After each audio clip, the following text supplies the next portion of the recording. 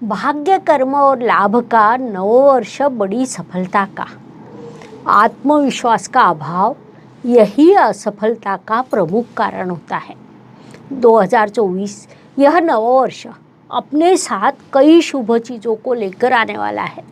विशेष रूप से मिथुन राशि की दृष्टि से विचार करें तो यह वर्ष आपके लिए भाग्यकारी कहा जा सकता है। जब भाग्य का साथ होता है तब कई असंभव चीज़ें भी संभव हो जाती है।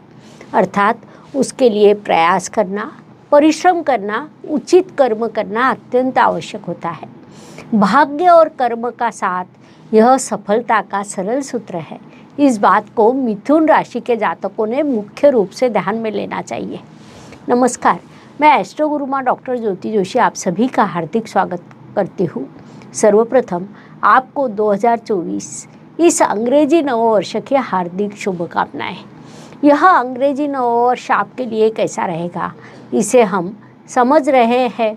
उसमें आज हम मिथुन राशि के वार्षिक राशि भविष्य का विस्तार से विश्लेषण करने वाले हैं।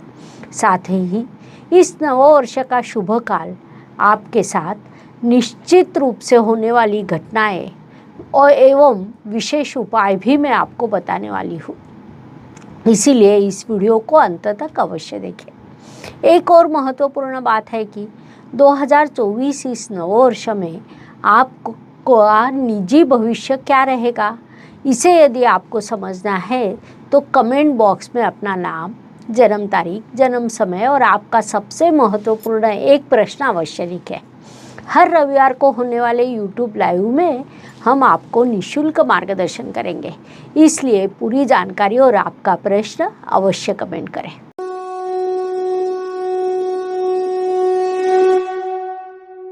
नववर्ष समीप आने पर ज्योतिष प्रेमियों द्वारा वार्षिक राशि भविष्य की मांग की जाती है।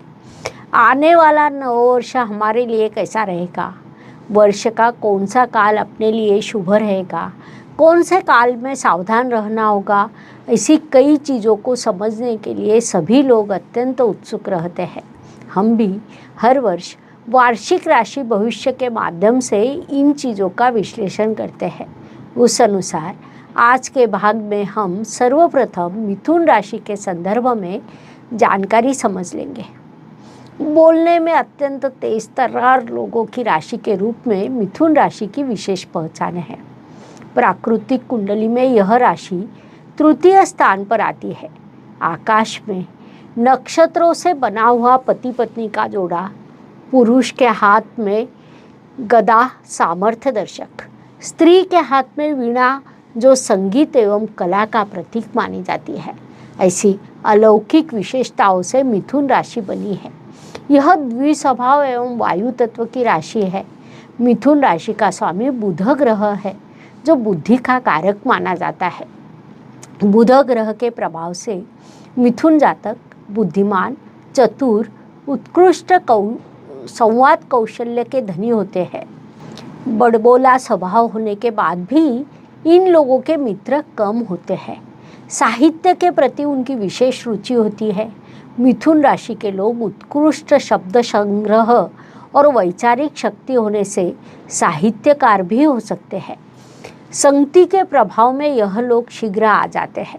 द्विस्वभाव राशि होने के कारण जल्दबाजी करना उन्हें पसंद नहीं आता, लेकिन किसी एक कार्य में संतुष्ट न होना इन लोगों का मुख्य दुर्गुण कहा जा सकता है। एक ही समय पर कई कार्य करने के कारण सभी कार्यों को पूरा करने में उन्हें समय लगता है। इसलिए मिथुन जातकों को परिश्रम करने के बाद भी उसका उचित फल उचित समय पर मिल नहीं पाता है। तो ऐसी मिथुन राशि के लिए 2024 यह अंग्रेजी नववर्ष कैसा रहेगा, इसे हम विस्तार से समझने वाले हैं। लेकिन उसके पूर्व अत्यंत महत्वपूर्ण बात है कि अपनी चंद्र राशि के अनुसार आपको इस राशि भविष्य को समझना है, क्योंकि यह राशि भविष्य 60% चंद्र राशि के अनुसार, 30% लग्न राशि के अनुसार और 10% रवि राशि के अनुसार लागू होता है। इस नववर्ष में मिथुन जातकों के साथ 4 घटना निश्चित रूप से होने वाली है। उसमें सबसे पहली घटना है कि आपको धन प्राप्त होगा, क्योंकि भाग्य स्थान से आपके भाग्येश की दृष्टि लाभ स्थान पर है। यात्रा के कई योग भी आपके लिए निर्माण होने वाले हैं, क्योंकि गुरुदेव 1 मई को आपके व्यय स्थान में प्रवेश करने वाले हैं। उससे पहले अप्रैल तक वह भी आपके लिए धन लाभ के भरपूर अवसर निर्माण करने वाले हैं। आप व्यावसायिक हो या नौकरी करने वाले हो, आप अपने कार्यक्षेत्र में बड़ी ऊंचाई प्राप्त करने वाले हैं, क्योंकि राहु ग्रह आपके दशम स्थान में विराजमान है। सबसे महत्वपूर्ण बात है कि अप्रैल महीना आपके लिए एक अलग ही राजयोग लेकर आने वाला है। उसे हम नीच भंग राजयोग कहते हैं। कुल मिलाकर यह सभी चीज़ें मिथुन जातकों के साथ 2024 इस नववर्ष में निश्चित रूप से होने वाली है। इसलिए मिथुन जातकों ने आत्मविश्वास गंवाना नहीं चाहिए। आत्मविश्वास गंवाना सब कुछ गंवाने जैसा होता है। आत्मविश्वास का अभाव यही असफलता का प्रमुख कारण बनता है। दूसरी महत्वपूर्ण बात है कि सब कुछ खरीदा जा सकता है, लेकिन किसी का मन और भावनाओं को कभी कोई खरीद नहीं सकता। मिथुन राशि बुधदेव की बालिश राशि मानी जाती है, जिस कारण आप कभी कभी किसी को सरलता से कोई बात बोल जाते हैं, जिससे सामने वाले के भावनाओं को ठेस पहुंचती है। इसलिए 2024 के प्रारंभ में ही संकल्प करें कि इस नववर्ष में किसी की भावनाओं को ठेस नहीं पहुंचाऊंगा, वही आपके लिए लाभकारी रहेगा। व्यक्तित्व की दृष्टि से जब हम विचार करते हैं, तब हम राशि स्वामी पंचमेश अर्थात क्रिएटिविटी के कारक भाग्येश, लाभेश, इन सभी का विचार करते हैं, क्योंकि जब वार्षिक राशि भविष्य का विषय आता है, तब पूरे वर्ष के ग्रह जिस प्रकार स्थान बदल करते हैं, वैसे प्रभाव बदलते रहते हैं। उसमें राशि स्वामी का प्रभाव सबसे महत्वपूर्ण होता है। मिथुन राशि के स्वामी बुधदेव है, जिनकी यात्रा इस नववर्ष के शुरुआत में षष्ठ स्थान से शुरू है। उसके बाद उनकी यात्रा उसी प्रकार शुरू रहेगी। कई बार क्या होता है कि शुरुआत में शुभ काल और बाद में संघर्ष का काल होता है। परिणाम स्वरूप एक बार अच्छी चीज़ों की आदत होने के बाद संघर्ष करने की स्थिति में अधिक परेशानी होती है। मिथुन जातकों के लिए इस नववर्ष के प्रारंभ में भले ही संघर्ष की स्थिति है, लेकिन अप्रैल के बाद आपको अत्यंत सकारात्मक ग्रह स्थिति प्राप्त होने वाली है। व्यक्तित्व की दृष्टि से विचार करें तो अप्रैल से आपकी जोरदार उन्नति होगी। विशेष रूप से नीचभंग राजयोग, राशि स्वामी और पंचमेश में होने वाला नीचभंग राजयोग, यह बड़ा आकर्षण रहेगा। आपके भाग्येश पूरा साल भाग्य स्थान में ही विराजमान है। गुरुदेव पहले 4 महीने आपके लाभ स्थान में विराजमान है, जिस कारण व्यक्तित्व में सकारात्मक बदलाव होकर आपके उन्नति के योग निर्माण होंगे। विशेष रूप से जीवन में जब संघर्ष होता है, तब मनुष्य अधिक प्रबल होता है। उस अनुसार मिथुन जातक पहले 3 महीने में अत्यंत प्रबल होंगे और अप्रैल से आपको ग्रहों का पूरा सहयोग मिलेगा। इस बात को मुख्य रूप से ध्यान में लेना चाहिए। धन परिवार वाणी की दृष्टि से विचार करें तो यह काल मिथुन जातकों के लिए थोड़ा संघर्ष का रहेगा, ऐसा हम कह सकते हैं, क्योंकि राहु की पंचम दृष्टि आपके धन स्थान पर है। अब यहाँ क्या होता है कि राहु का अर्थ अटैचमेंट होता है। वह आपको परिश्रम करना सिखाता है। उसका यदि आप सुनते हैं तो भरपूर धन लाभ यह घटना होती है। उसी समय यदि आपके राहु को नज़रअंदाज किया तो आर्थिक नुकसान होने के योग भी निर्माण होते हैं। परिवार में वृद्धि होना, परिवार में किसी नए व्यक्ति का आगमन होना, यह योग भी दिखाई देता है।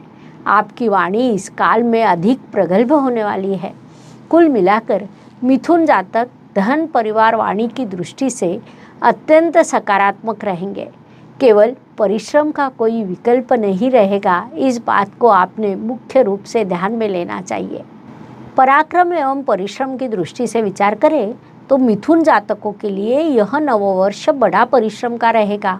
इतना कि आप वर्ष के पहले दिन से ही परिश्रम करने वाले हैं, लेकिन उस परिश्रम का वास्तविक फल आपको अप्रैल से आगे मिलेगा। अप्रैल से लगभग 9 महीने आपको परिश्रम से भरपूर मिलने वाला है। आप अत्यंत स्मार्ट वर्क करने वाले हो, बुद्धिमत्ता से कार्य करने वाले हो, लगातार कार्यरत रहने वाले हो। लेकिन मार्च महीने में आप थोड़े निराश हो सकते हैं। साथ ही अगस्त महीने के कुछ दिनों में भी आप निराश हो सकते हैं।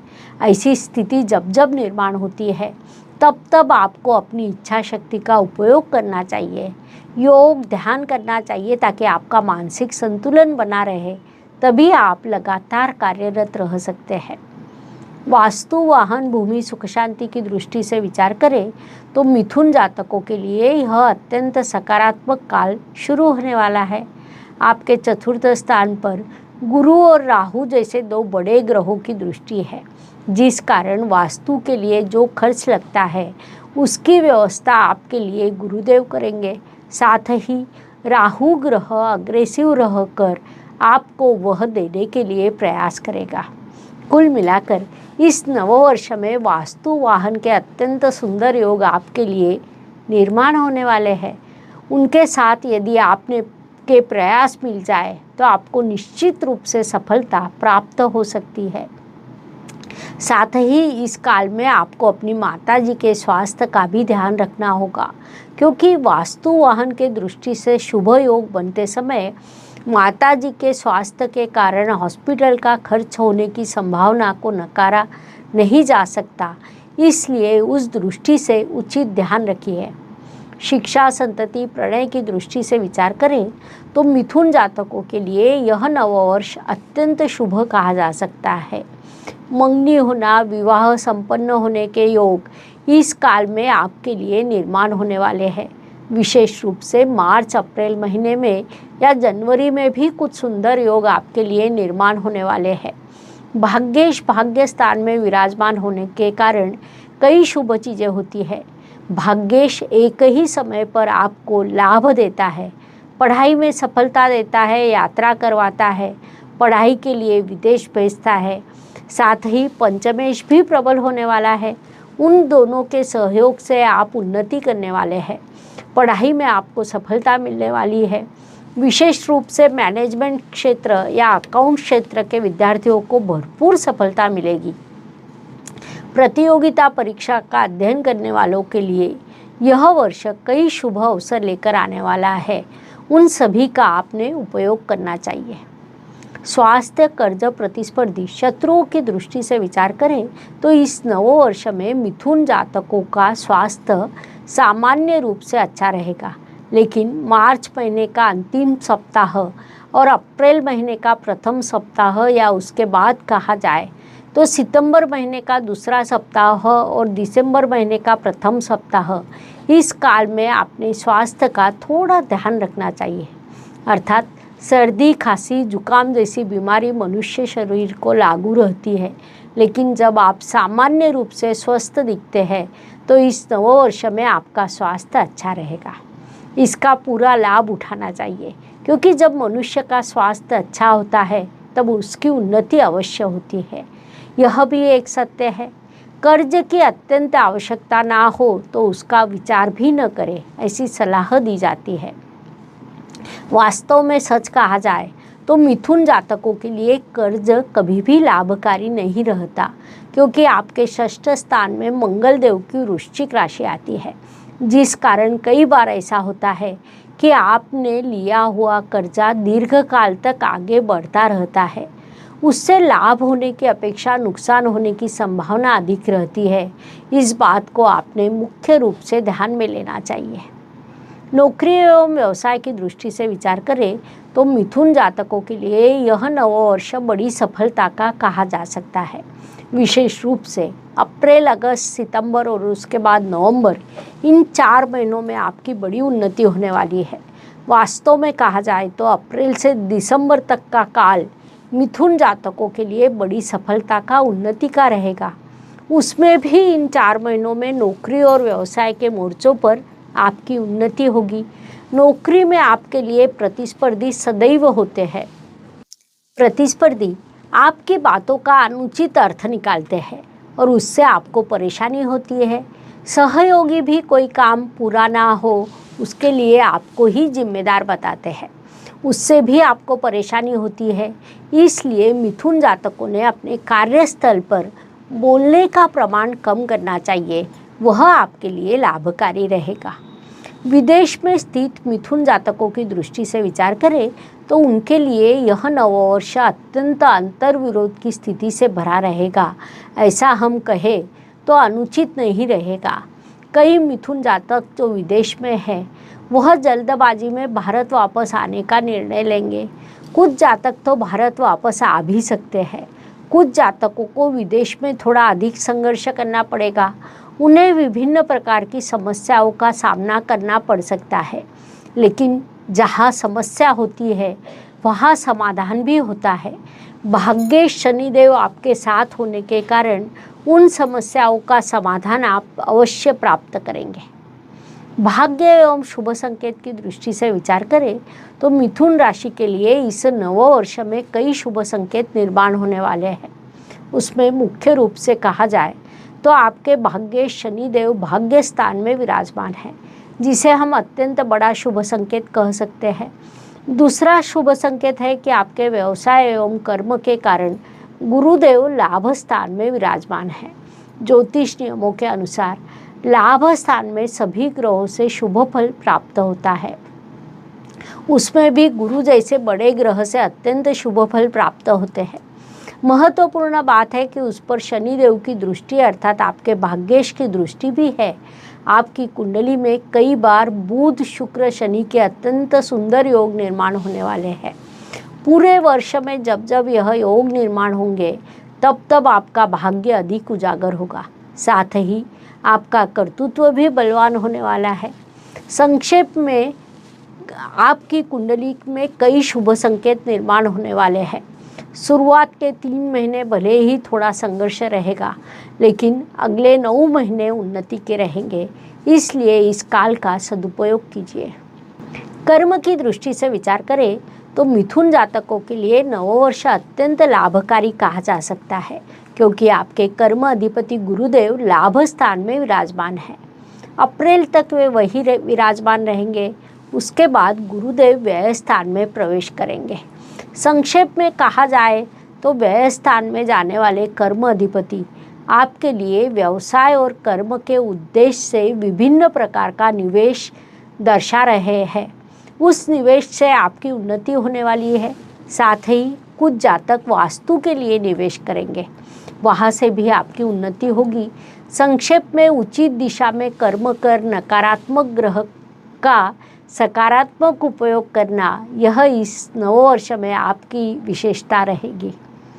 लाभ की दृष्टि से विचार करें तो ज्योतिष नियमों के अनुसार लाभ स्थान में आने वाला हर ग्रह लाभ प्रदान करने के लिए बाध्य होता है। वास्तव में वह आपको प्रदान करने के लिए ही वहाँ आता है। इस नववर्ष में शुरुआती 4 महीने गुरुदेव आपके लाभ स्थान में विराजमान रहेंगे। परिणाम स्वरूप वह आपको लाभ अवश्य प्रदान करेंगे। इसके अलावा भी अन्य ग्रहों का गोचर आपके लाभ स्थान में होते रहेगा। इस नववर्ष की एक और विशेषता है कि लाभ स्थान में कोई भी ग्रह आए, आपके भाग्य शनिदेव की दृष्टि उस पर रहेगी, जिस कारण उस ग्रह को लाभ देना बंधनकारक हो जाएगा। वह आपको लाभ देने के लिए बाध्य होगा। संक्षेप में मिथुन जातकों के लिए नववर्ष बड़े लाभ का रहेगा, इसलिए इस काल का सदुपयोग करें। व्यय एवं परदेश गमन की दृष्टि से विचार करें तो मिथुन जातकों के संदर्भ में स्थान बदलाव यह विभाग आने वाला है, अर्थात आप जहाँ भी रहते हैं उस स्थान में बदलाव होगा। साथ ही कई प्रकार के खर्च, कई प्रकार की यात्रा, ऐसे सभी योग आपके लिए प्रबल होने वाले हैं। इसलिए इन योगों को सकारात्मक उपयोग करें, यह सलाह दी जाती है। हर काल हर किसी के लिए पूर्ण रूप से शुभ या पूर्ण रूप से अशुभ नहीं रहता। मनुष्य जीवन सदैव सुख दुख और उतार चढ़ाव से भरा रहता है। उस अनुसार वर्ष के कुछ अवधि अत्यंत शुभ लाभकारी होता है। उस अवधि में हम कैसा व्यवहार करते हैं, प्राप्त होने वाले अवसरों का कितना लाभ उठाते हैं, इस पर हमारी सफलता निर्भर करती है। उस दृष्टि से मिथुन राशि के लिए जनवरी महीने का दूसरा पखवाड़ा, मई महीने का पहला सप्ताह, जून महीने का दूसरा सप्ताह, जुलाई महीने का दूसरा पखवाड़ा और अंत में पूरा अगस्त महीना अत्यंत शुभ लाभकारी रहेगा। इसे पहले ही ध्यान में लेते हुए इस नववर्ष के महत्वपूर्ण कामों की योजना बनानी चाहिए। साथ ही विशेष ध्यान रखने की दृष्टि से विचार करें तो फरवरी का प्रथम पखवाड़ा, अप्रैल महीने का दूसरा सप्ताह, सितंबर महीने के दूसरे पखवाड़े में आपको विशेष जागरूक रहने की सलाह दी जाती है। उपायों की दृष्टि से विचार करें तो ज्योतिष में कई छोटे छोटे सरल उपाय बताए गए हैं जो हम हर महीने के राशि भविष्य में बताते हैं। उपाय भले ही छोटे हो, परिणाम अत्यंत बड़ा होता है। उस अनुसार उपायों का विचार करें तो यह नववर्ष कई कारणों से आपके लिए उपयुक्त रहेगा। इस नववर्षों में ग्रहों की स्थिति को ध्यान में लेकर राशि के अनुसार कुछ उपाय बताती हूँ। उस अनुसार मिथुन राशि के लिए भोजन सदैव पूर्व दिशा में बैठकर ग्रहण करने का उपाय सूचित किया जाता है। अपने ज्योतिष शास्त्र में वैसा नियम ही बताया गया है। ऐसा करने से जीवन में आनंद मिलता है और घर में कभी अनाज की कमी नहीं रहती। दूसरा उपाय है कि प्रयास करने के बाद भी यदि आपको नौकरी ना मिलती हो तो विघ्नहर्ता गणेश जी की पूजा करना आपके लिए आवश्यक है। उसके लिए 22 सोन के गणेश जी की मूर्ति या प्रतिमा के सामने 7 या 11 दूर्वा अर्पण करें। इन दोनों उपायों के आपको शुभ परिणाम प्राप्त होंगे। नववर्ष आपके लिए आनंद का, उत्साह का, उन्नति का होगा, इसलिए आपने इन उपायों को अवश्य करना चाहिए। इस प्रकार मेष से लेकर मिथुन तक हर राशि के लिए अंग्रेजी नववर्ष कैसा रहेगा यह समझाने के लिए हमने 12 वीडियो आपके इस चैनल पर अपलोड किए हैं। हम यही रुकते हैं, फिर मिलेंगे। धन्यवाद। शुभम भवतु। जय ज्योतिष। ज्योतिष का अध्ययन तथा शास्त्र की शास्त्रीय तरीके से पढ़ाई करने के लिए मेरी 2 किताबें प्रकाशित हो चुकी है, उनका अवश्य लाभ लीजिए। Please like, share and subscribe the channel और हाँ, बेल आइकॉन दबाना ना भूलें। धन्यवाद।